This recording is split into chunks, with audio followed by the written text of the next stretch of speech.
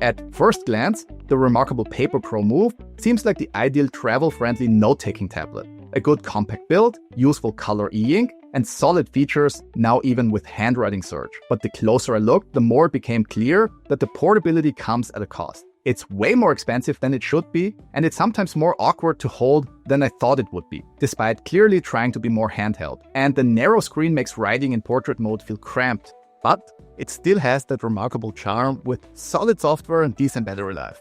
But for a premium device that's all about writing, it makes some strange compromises. So is this the portable paper tablet we've been waiting for, or just a good-looking idea banking on your fear of missing out?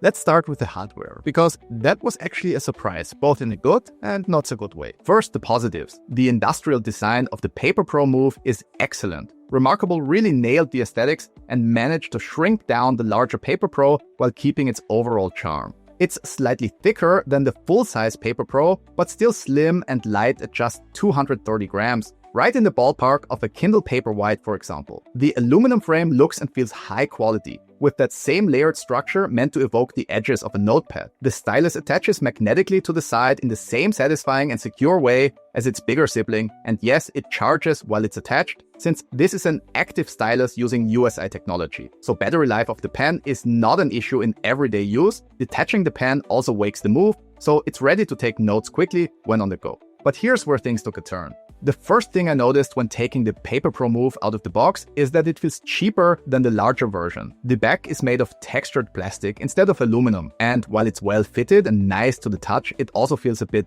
hollow. Not flimsy exactly, but definitely not what you'd expect from a device at this price point. The same goes for the display. It still has that familiar paper-like texture and same low pen-to-pixel distance. But when writing, some areas, especially near the bottom, feel slightly hollow and just less solid. It's not a deal breaker, but it is one of those little things that starts to add up and are less acceptable with the premium price tag. Handling the Paper Pro Move is a bit more mixed than I expected. Like the full-size model, it has rubber feet for on-desk stability, which is a nice touch. I know I'm going against the grain here, but I just don't find the Move particularly comfortable to hold in portrait mode while sitting at a desk. Tilting it toward you while writing, especially with your hand angled like this, feels a bit awkward, even if you have larger hands. It's certainly usable, but I've found that resting it flat or holding it more like a traditional tablet is simply more comfortable. That said, it's a different story if you're holding the tablet well below eye level, looking down at it. In that position, gripping it around the back, it feels much more natural and balanced in the hand. Landscape mode is a better experience overall, thanks to the large chin below the screen, which doubles as a natural grip area. That said, for the most part, it's not really more comfortable to use despite the device's narrow shape. A more traditional 4:3 aspect ratio would have worked just as well, and definitely made writing in portrait mode feel a lot more natural. Devices like the Supernote Nomad and BooksTab Mini C use that more balanced 4:3 format, and in my experience both feel noticeably better for note-taking in portrait mode. And while the slimmer design of the Paper Pro Move suggests added portability, it still doesn't really fit into a typical pocket. Oversized jacket pockets, sure, but in day-to-day use, the narrower form factor doesn't offer that much of a practical advantage, especially since it's competing for the same space as your phone. Which brings us to writing on the Move. And much like with the other compact note-taking devices I just mentioned, it's ultimately a question of trade-offs. Note-taking generally works fine if portability is your top priority, but screen space is always a limitation. And in the Move's case, the 16:9 aspect ratio makes that limitation feel even more pronounced. And that's really the theme behind most of my criticism here. The aspect ratio just doesn't add much practicality overall, aside from a few niche use cases. Even portability isn't significantly better than with something like the Supernote Nomad, which I used as my daily driver for a couple of months. The Nomad at 7.8 inches also fit into my jacket pocket. Sure, the Move slides in a little more easily, but since it still doesn't fit into jeans pockets all that well, that supposed portability boost doesn't really offer much real-world value. That said, reMarkable has done a good job of making this form factor still feel surprisingly usable. Thanks to automatic screen rotation and a very well-implemented zoom and pan system, arguably better than anything else in the e-ink note-taking space, it's still convenient for what it is. Writing itself feels mostly the same as on the larger Paper Pro. You get that familiar scratchy texture, which I initially found a bit noisy, but it grew on me over time. Same with the tapping sound from the hard pen tip on glass. Not ideal, but something you stop noticing after a while. One thing that really helps here is how precise the pen input is. Even when writing smaller than usual to make better use of the limited screen space, the strokes remain clean and perfectly legible. And that's not something to take for granted. Not all capacitive pen input is this accurate.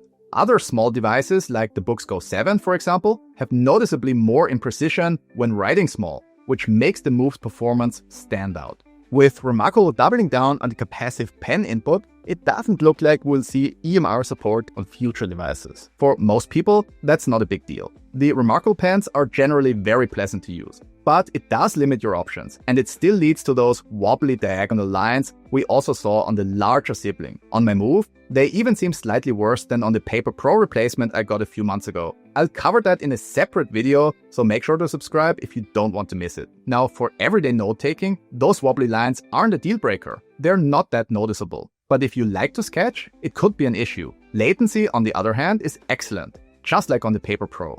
I haven't been able to measure the advertised 12 milliseconds, but the Move does fill in ink faster than most other devices once the stroke appears, so it feels very responsive. Now onto the 7.3-inch display itself. Once again, we're looking at e-ink Gallery 3 technology, the same as on the larger Paper Pro. Gallery 3 doesn't just filter a monochrome panel like Kaleido 3, it steers cyan, magenta, yellow, and white microcapsules to mix up to 20,000 colors, more like print than RGB filtering. This technology pushes colored pigments sequentially, so you'll see more small flashes than on monochrome panels or with Kaleido 3. And in notebooks, colored strokes are first traced in a temporary mix and then changed to the final color with a follow-up refresh. Black strokes don't need that extra cycle and feel calmer to use, for the lack of a better word. Colors are still not especially vibrant, but I still like the color rendition a lot, and in most cases the screen does look better than Kaleido 3, especially when you're using the display without the Frontlight.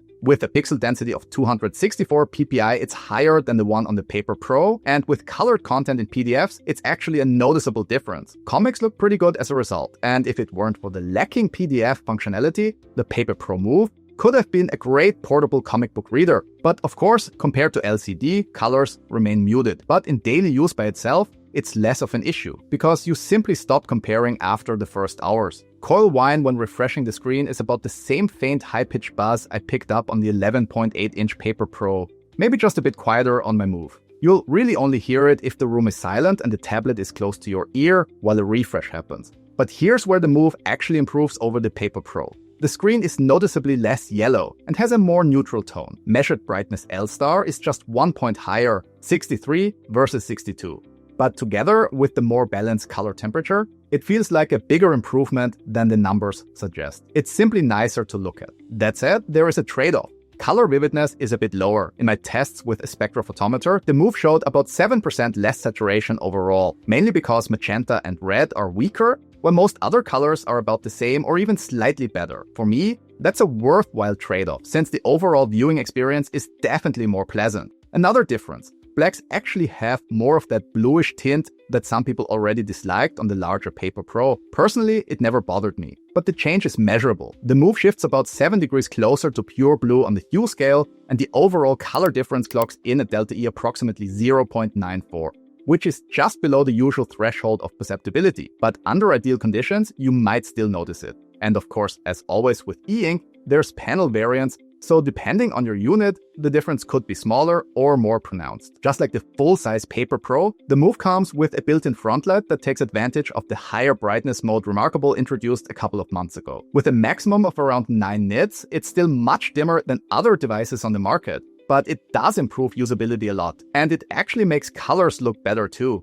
Everything just appears a bit nicer, and personally, I like keeping the soft glowing Frontlight on throughout the day for that reason. What really surprised me though, is how much better the uniformity is compared to the larger Paper Pro. On that device, the Frontlight quality was, well, pretty bad. The Paper Pro Move, on the other hand, has a very even Frontlight with barely any brightness variance across the screen and no noticeable color temperature shifts. It's a much cleaner implementation overall. But what's also worth pointing out is that unlike most modern e-ink devices, especially in this price class, the Move doesn't offer adjustable color temperature. The Frontlight is fixed at around 4500 Kelvin, which feels relatively neutral, but having no control is definitely a limitation that shouldn't exist in this price range. Ghosting is generally well controlled in PDFs. In the UI, you may still catch faint after images like thumbnail outlines, but those dissipate without a full refresh. So the Move behaves similarly to the Paper Pro, less ghosting in documents, a bit more elsewhere, with a quick recovery. And like the larger Paper Pro, it runs Codex OS, a Linux-based operating system focused on distraction-free note-taking. It's minimal, but not in a bad way.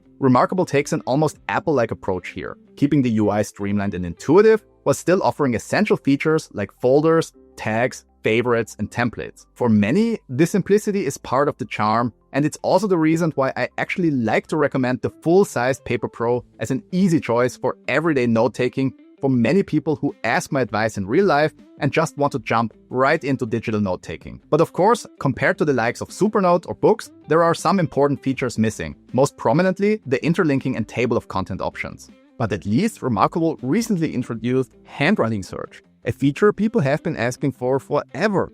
It adds so much utility to a digital note-taker that it's honestly surprising it took this long to arrive. The good news? It works well. It's not flashy, but it does the job. Just limit your search to handwriting, type in what you're looking for, and it shows you the pages where the word appears. That said, there's still room for improvement. There's no overview of all results. Inside a notebook, you have to jump from one instance to the next, which can get tedious depending on what you're searching for. Still, it's a much needed feature and I'm glad it's here.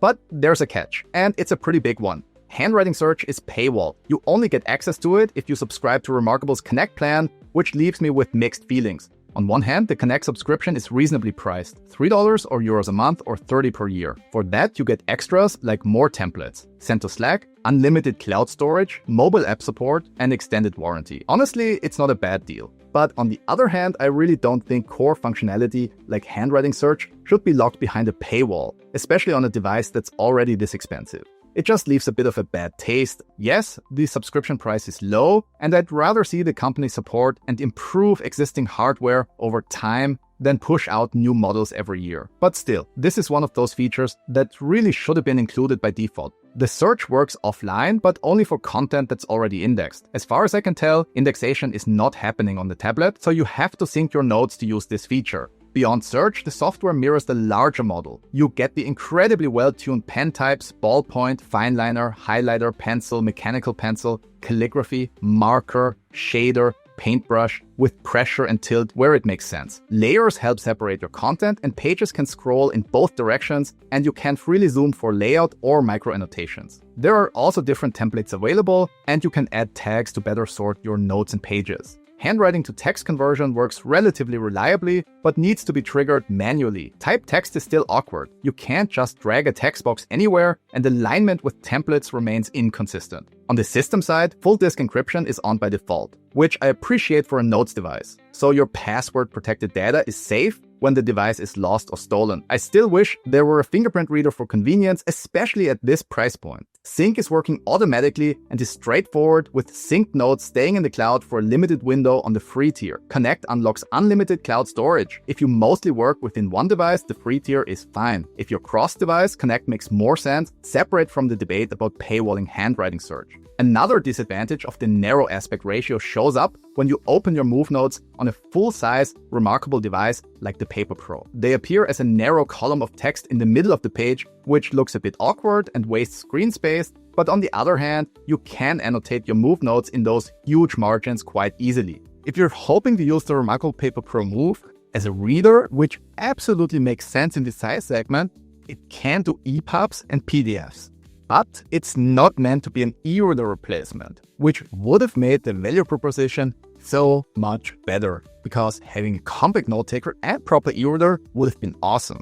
But there's no built-in bookstore, no Kindle app like on Supernote, and the built-in EPUB features are rudimentary at best. Text rendering looks good at typical sizes, but like the Paper Pro, very fine thin fonts can appear a touch softer than on high PPI monochrome e-ink. For PDFs, you'll be zooming and panning more than on the larger model, but the zoom pan implementation is among the best in the e-ink space, and annotations with the pen also work great. Performance could be a bit better though. Depending on the PDF, it can take a moment for the new view to fully load after panning. That's not really an issue on the larger Paper Pro, simply because there's usually no need to pan around on the bigger screen. When it comes to writing, battery performance is actually quite decent. I tested it using a writing robot and measured around 5.5 hours of continuous note-taking with the Frontlight off and about 4.5 hours with it at full brightness. That's not too far off from the 6 to 7 hours I got on the full-size Paper Pro, and absolutely reasonable for a device this compact. For heavier reading tasks though, the smaller, roughly 2300 mAh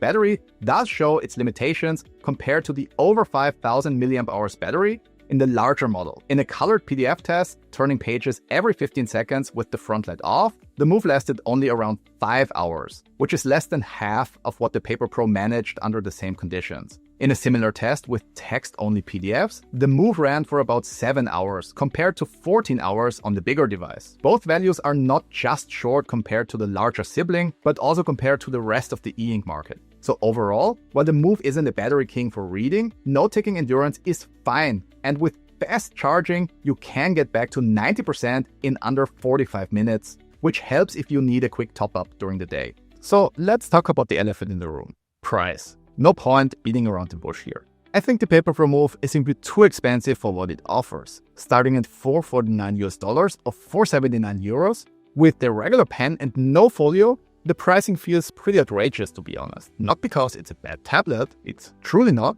but as far as I'm concerned, this is more of a companion device to the larger Paper Pro than a true standalone note taker.